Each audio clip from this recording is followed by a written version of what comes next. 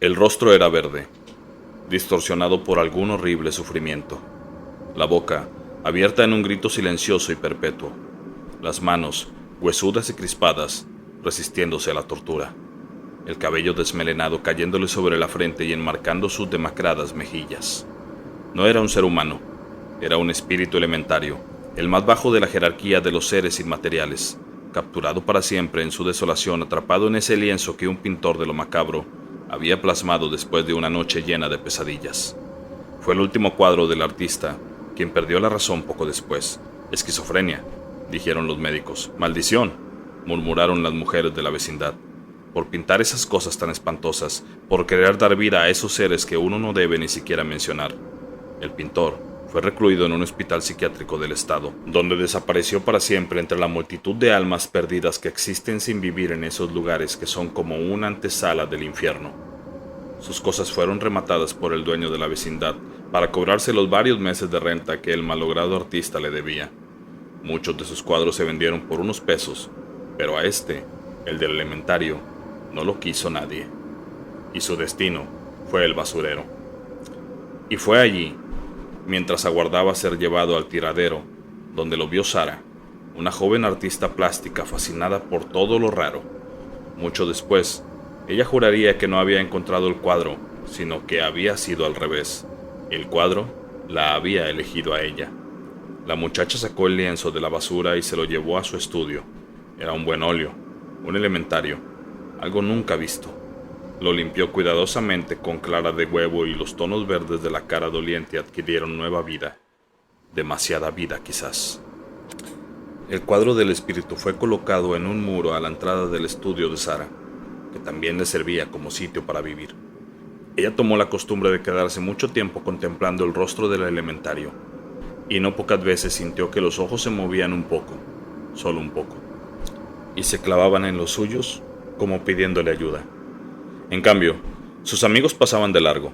No siempre es fácil enfrentarse a la imagen de una de estas criaturas. Hubo incluso algún supersticioso que juró que el rostro horrible lo seguía con la mirada. Durante unas semanas, todo fue normal, pero las cosas cambiaron una tarde, cuando Sara estaba modelando en arcilla una escultura de un ángel que le habían encargado. Era un cliente importante, y la artista sabía que de él dependía que ella se abriese paso hacia las galerías de arte.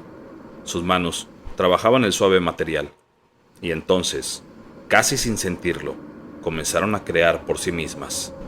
Después de una hora de estar en una especie de trance, Sara se dio cuenta, con una punzada de horror, que había reproducido exactamente la cara del elementario del cuadro.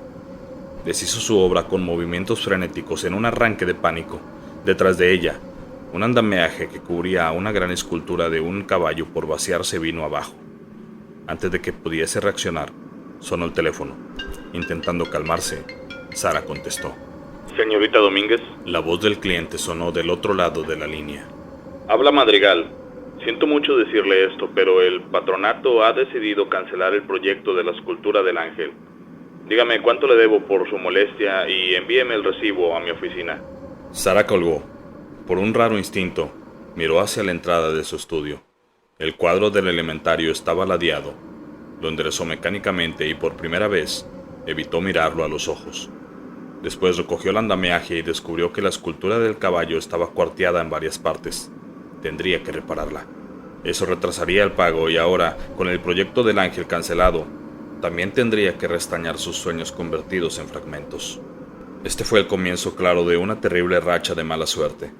A pesar de gozar de una buena salud, Sara comenzó a tener fuertes dolores de cabeza. Le diagnosticaron una migraña que, cuando la atacaba, la obligaba a permanecer horas tirada en su cama, a oscuras, el rostro distorsionado de dolor como el de la pintura que permanecía colgada en el muro de la entrada del estudio. De pronto, todos sus clientes parecieron tener problemas económicos y la mayoría de ellos le canceló los encargos. En algunos casos, tuvo incluso que devolver el anticipo. No pasó mucho tiempo antes de que Sara se viera enferma, llena de deudas y sin trabajo. Un día, un amigo supersticioso fue a verla, y se sorprendió mucho de encontrarla en tan malas condiciones, y más cuando Sara le contó todas las desgracias que le habían ocurrido de un tiempo a esa parte. Entonces le dijo algo que la misma Sara ya había pensado, pero que se había resistido a creer. Es ese cuadro maldito.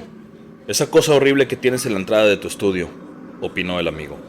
Dicen que uno nunca debe tener elementarios en su casa porque atraen la mala suerte. Un asomo de sentido común hizo que Sara se resistiera. ¿Cómo crees, Renato? ¿Ya te has fijado en la firma?, insistió este. Según pude averiguar en internet, ese cuadro fue el último que pintó un artista incomprendido que se llamaba Salvador Romo. Por eso vine a visitarte, para decírtelo. Yo ya lo sabía, dijo ella. Identifiqué la firma. ¿Qué hay con eso? Que después de pintar a su elementario, Romo se volvió loco. Sara abrió la boca y la volvió a cerrar. Su mirada se dirigió a la pintura. Como adivinando su duda, Renato insistió. Deshazte de él, Sara.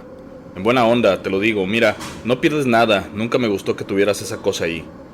No soy capaz de tirar un cuadro a la basura, dijo ella comenzando a ceder. Soy artista. Dámelo entonces. Lo venderé por ahí. Pero si es un cuadro maldito, no puedes tenerlo aquí.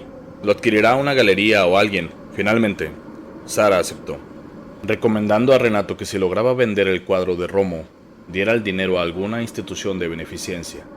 No quería tener ninguna liga con la pintura. Después de que el cuadro del elementario salió de su casa, el ambiente pareció volverse menos pesado.